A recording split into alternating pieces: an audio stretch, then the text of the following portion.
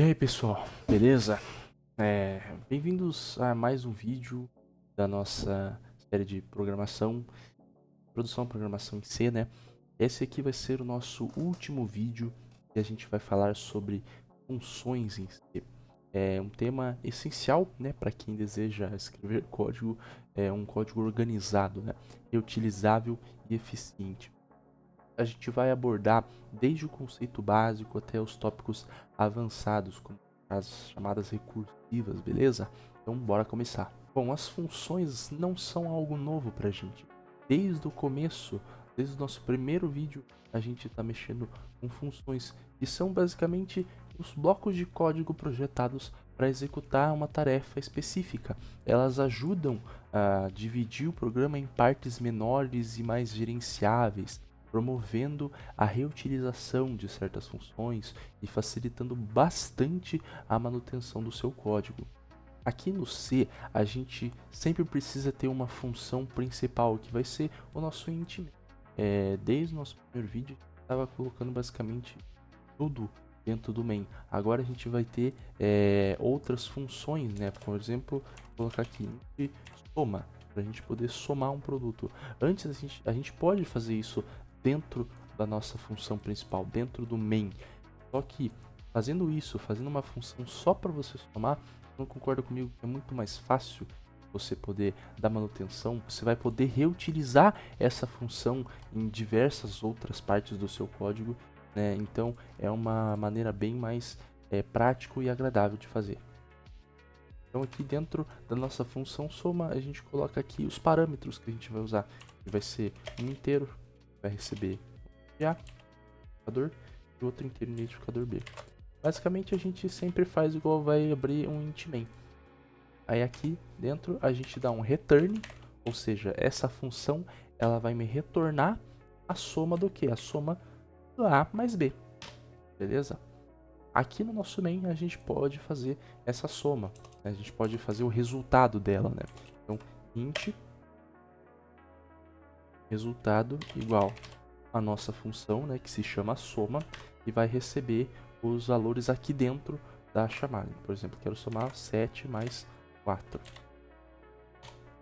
Só que você não pode fazer isso. Tem vírgula aqui, porque vai receber como parâmetro aqui. Beleza? Aí só printar o resultado. F resultado mensagem D resultado. Beleza? Olha lá, resultado 11. Pegou 7 mais 4 e somou. Ou seja, o programa ele pegou aqui nosso main, né? Viu esse resultado, viu que tem uma função chamada soma e que tem dois valores aqui. Pegou lá nossa função soma, que recebe os valores como parâmetro, e vai retornar a soma do identificador A, né, e da nossa variável B. Daí aqui no printf ele só vai printar o resultado aqui dessa variável, beleza? Essa modularização que a gente faz é um dos princípios básicos da programação. Ela consiste em dividir o programa em módulos ou funções menores que desempenham tarefas específicas. Isso facilita a leitura, né? Isso facilita a depuração, né? O reaproveitamento do código. Você pode utilizar essa função soma em outras diversas funções. Aí, como padrão sempre, né? Usar identificadores válidos, né? Usar funções curtas e bem nomeadas para poder melhorar a clareza do seu código. Por exemplo, eu posso usar uma função para poder exibir uma mensagem. Então aqui há um void, né? A gente viu lá nos primeiros vídeos que a tipagem das funções, né? Então basicamente o int ele vai ter que retornar alguma coisa inteira, o void ele não vai retornar nada, né? Então o float vai retornar um número casas decimais.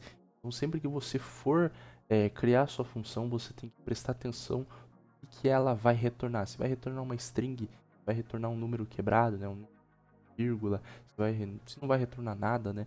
Só para exibir uma mensagem, igual eu vou fazer aqui, por exemplo, mensagem é o nome. Aí dentro do bloco dela colocar aqui printf exibir, sei lá.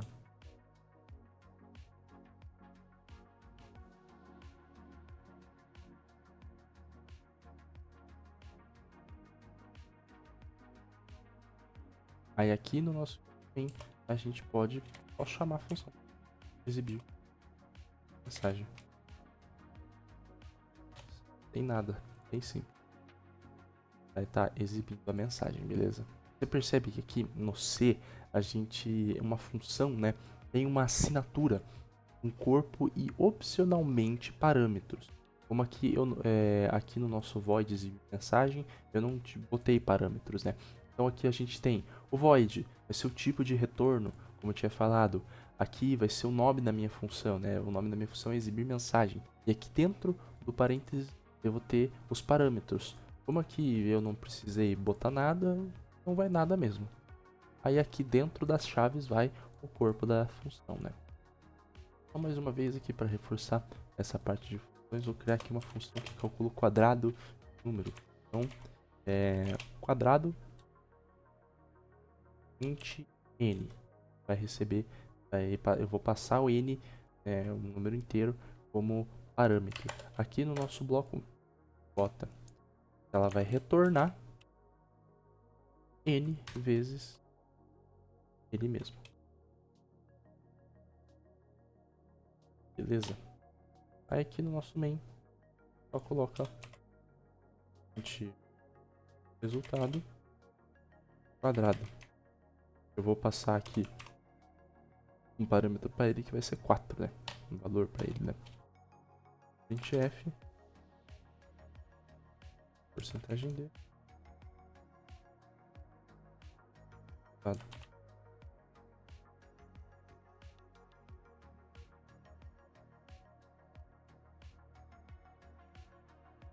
tá lá, isso, quadrado 4 é 16, beleza? Na passagem por valor, a função vai receber uma cópia do valor do argumento. Por exemplo, vou ter uma função que vai ser void incrementar. Aí vai receber parâmetro int x.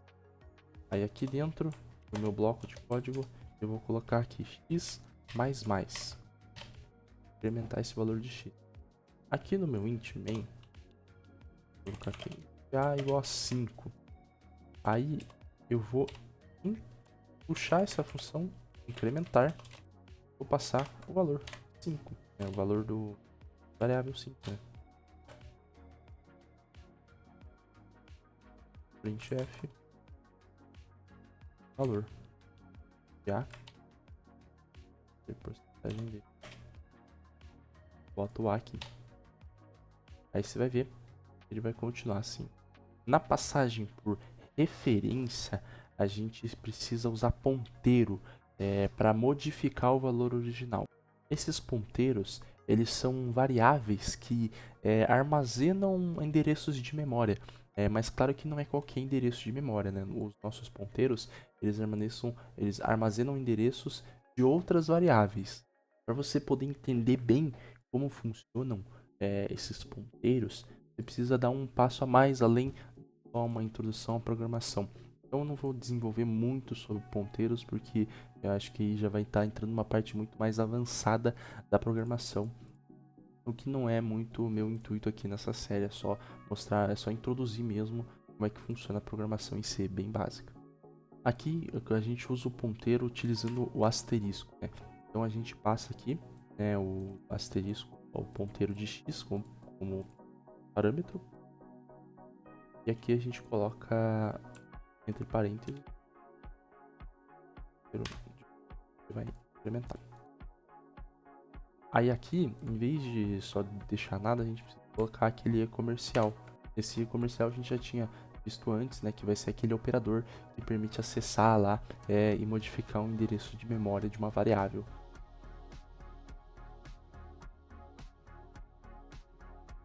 Então, se a gente for executar esse código aqui, agora vai ver que ele vai incrementar, né, e vai modificar o valor de A, que vai ser 6 agora. Bom, agora a gente falou um pouquinho o básico, né, de funções, um pouquinho de ponteiro, a gente pode passar para recursão, né? O que é essa recursão? Uma função recursiva é aquela que chama a si mesma.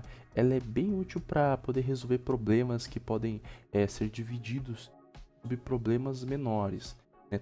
Toda função recursiva precisa de uma condição de parada, senão ela vai ficar chamando ela mesma para sempre, como se fosse um loop infinito. Então, né, como exemplo, a gente pode, acho que calcular o fatorial de um número usando recursão. Então, a nossa função aqui, eu vou criar uma função, vai retornar um inteiro fatorial, vai ser o nome, passar uma variável n como parâmetro. Beleza. Aqui eu vou colocar a estrutura if, né? Se n for igual a zero, exatamente a zero, vai me retornar 1. Aí aqui, depois o if, coloco e vai retornar n vezes fatorial n menos 1. Beleza. Aí aqui no meu int main, dá um int resultado, vai receber fatorial, passar um valor aqui para ele. Vai ser 5, por exemplo. Printf fatorial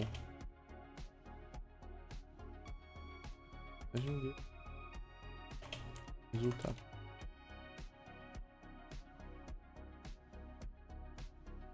Fatorial de 5, 120. Beleza? Então a gente conseguiu utilizar uma função recursiva para poder calcular o fatorial de 5. E a gente definiu lá a nossa condição de parada.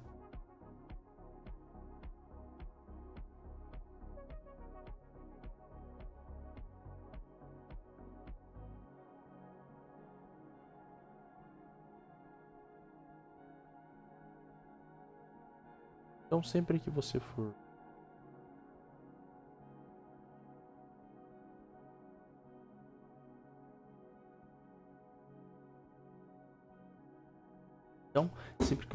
mexer com recursividade, você tem que primeiro identificar o critério de parada, né? Senão ela vai acabar entrando num loop infinito.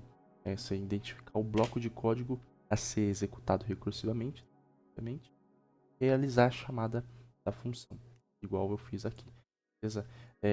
Como um exemplo aí que você pode fazer em casa é criar um programa que soma os números, os primeiros números inteiros positivos. Valor. Se, por exemplo, se for o usuário entrar com 5, o programa vai ter que somar 5, 4, 3, 2, 1. Se o programa for utilizar o número 3, o programa vai ter que somar 3, 2, 1. E aí vai.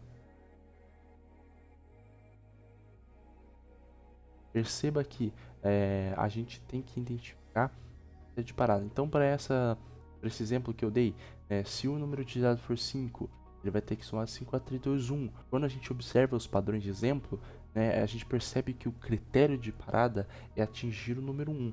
Ou seja, quando o programa atingir o número 1, ele deve parar a recursão.